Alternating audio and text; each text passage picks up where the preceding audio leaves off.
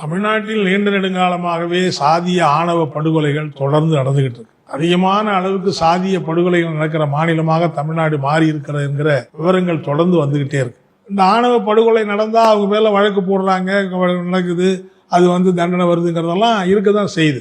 இந்த சாதிய ஆணவ கொலை வழக்குகளை தடுப்பதற்கு, அது மீது அந்த வழக்குகளை பதிவு செஞ்சு நடப்பதற்கு ஒரு ஆணவ கொலை தடுப்பு சட்டம் என்கிற தனி சட்டம் வேண்டும் என்கிற கோரிக்கையை மார்க்சிஸ்ட் கம்யூனிஸ்ட் கட்சி நீண்ட நாட்களாக முன்னாலேருந்து எழுப்பிக்கிட்டே இருக்கும். ஏன்னா ஒரு சம்பவம், ஒரு கொலை அல்லது ஒரு வன்முறை நடந்தா அதுல ஈடுபடக்கூடிய, தூண்டுதலா இருக்கக்கூடிய அப்படிப்பட்டவர்கள் மட்டுமே தண்டிக்கப்படுகிற சூழ்நிலை என்பதுதான் சாதாரண கிரிமினல் ப்ரொசீஜர் கோட்ல இருக்கு. ஆனா இந்த சாதிய படுகொலை, ஆணவ படுகொலை என்று சொல்லுகிற போது அதுக்கு பலவிதமான பின்புலம் இருக்கு. அந்த பின்புலத்தை எல்லாம் வழக்கில் சேர்ப்பதற்கு இன்னைக்கு இருக்கிற நடைமுறை சட்டத்தில் வாய்ப்பே கிடையாது. எனவே அதுக்கு சாதிய ஊர் பஞ்சாயத்து கூடுது, அல்லது சாதிய அமைப்புகள் கூடுது.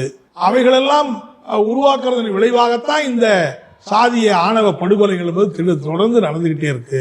அதனுடைய ஆணிவேர் வரைக்கும் கண்டுபிடிச்சு அவைகளெல்லாம் குற்றவாளி கூண்டுல கொண்டு வந்து நிறுத்த வேண்டும் சொன்னா இந்த சாதிய ஆணவ படுகொலைகளை தடுப்பதற்கான ஒரு விரிவான சட்டத்தை தமிழ்நாடு சட்டப்பேரவை நிறைவேற்ற வேண்டும் என்று ஏற்கனவே பல நீதிமன்றங்களே உத்தரவு கொடுத்திருக்கு. நான் அந்த வழக்கத்துக்குள்ள போக விரும்பல.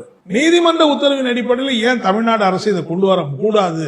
ஏன் அப்படி கொண்டு வரதுனால தமிழ்நாடு அரசுக்கு என்ன, இந்த சட்டம் வர்றதுனால தமிழ்நாடு அரசுக்கு என்ன சிக்கல் இருக்கு? ஒரு சிக்கலும் கிடையாது. அது இன்னும் இந்த ஆணவ கொலைகளை தடுப்பதற்கு அது பயன்படும். சமூகம் ஒரு முன்னேற்றத்தை நோக்கி தானே போகும். தந்தை பெரியாரும் இடதுசாரிகளும் திராவிட இயக்கங்களும் எந்த சமூக நீதி என்று சொல்லுமோ, சமூக சாதியற்ற சமூகத்தை நோக்கி போறதுக்கு தான் அது உதவி செய்யும்.